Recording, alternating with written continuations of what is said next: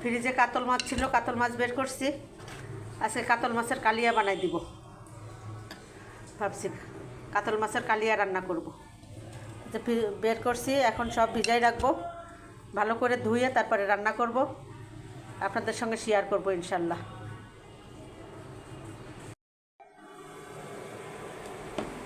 এই যে ইন্ডাকশনে কড়াই বসাই দিলাম। এই যে কাতল মাছের কালিয়াটা রান্না করব। একটু হালকা করে ভাজে নেব মাছটা, ভাজে উঠাই নিয়ে তারপরে অন্যান্য সব মশলা দিয়ে রান্না করব। কড়াইটা গরম হয়ে গেলে তেল দিব।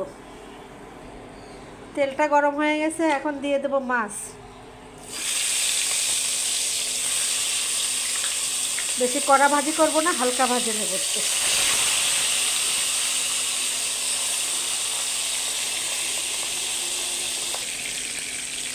মাছটা একটু উল্টাই দিব।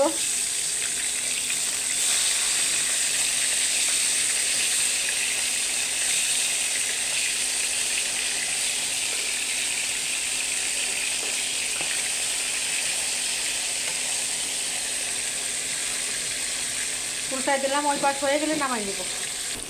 মাছটা হয়ে গেছে, এখন মাছটা তুলে নেব। একটু কড়া করে ভাজলাম না, হালকা ভাজি দিয়ে এখন তুলে নেব সব মাছ।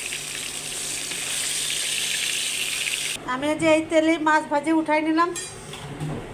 ওই যে মাছ ভাজি করে উঠাই নিছি, এখন এই তেলেই দিয়ে দেব। গোটা জিরে দিয়ে দেবো একটু, গোটা জিরে দিয়ে দিলাম সামান্য, একটু দিয়ে দিলাম কালো জিরে। এখন দিয়ে দেব এই যে মশলা বেটে রাখছিলাম, রেডি করে রাখছি সব। এই যে পেঁয়াজ আর কাঁচামরিচ দিয়ে বাটে রাখছি। এখানে একটু আদা বাটা, একটু রসুন বাটা, হলুদের গুঁড়া, মরিচের গুঁড়া, ধনিয়ার গুঁড়া সব একসঙ্গে করে রাখছি। এটা দিয়ে দেবো এখন একসঙ্গে সব।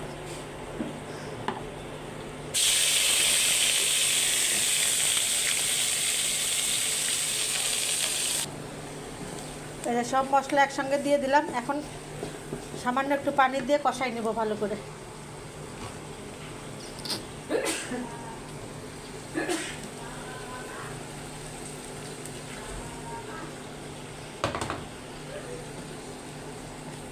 পানি দিয়ে মশলাটা ভালো করে কষাই নেব, একদম তেল ছেড়ে দেওয়া পর্যন্ত কষাই নেব। এদিকে যে টক দই, পোস্ত আর বাদাম একসঙ্গে ব্লেন্ডারে দিয়ে ব্লেন্ড করে রাখছি, এটা দিব পরে। মশলাটা কষানো হয়ে গেলে তারপরে দিব। এই যে তেল বেরিয়ে গেছে, মশলা কষানো হয়ে গেছে, তেল বেরিয়ে গেছে। এখন দিয়ে দেব টক দই, পোস্ত, বাদাম বাটা।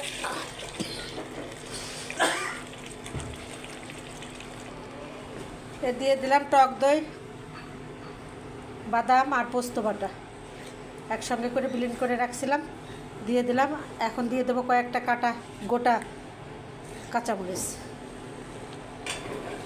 কয়েকটা কাঁচামরিচ দিয়ে দিলাম গোটা। এখন দিয়ে দেবো সামান্য একটু চিনি, দিয়ে দেবো একটু চিনি, দিয়ে দিলাম একটু চিনি।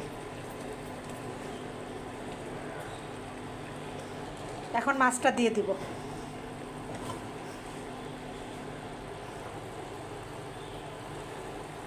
মাছটা দিয়ে দেব।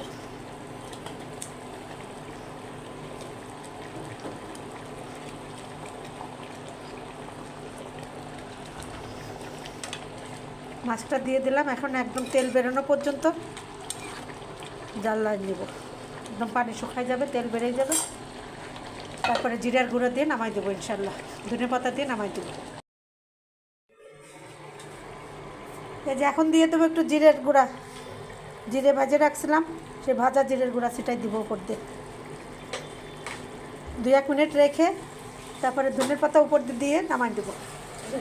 দেখেন কালারটা সুন্দর আসছে মাশাআল্লাহ। এই যে ধনেপাতা দিয়ে দিলাম, এখন নামাই নিব।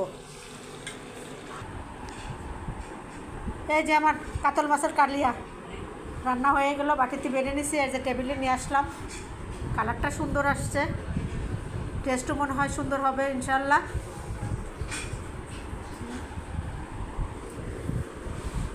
এইভাবে রান্না করে আপনারা সবাই খাবেন। সবাই রান্না করতে জানেন, এক একজনের রান্না এক এক রকমের। আমি যেভাবে রান্না করি আপনাদের সঙ্গে শেয়ার করলাম, আপনারাও রান্না করতে পারেন।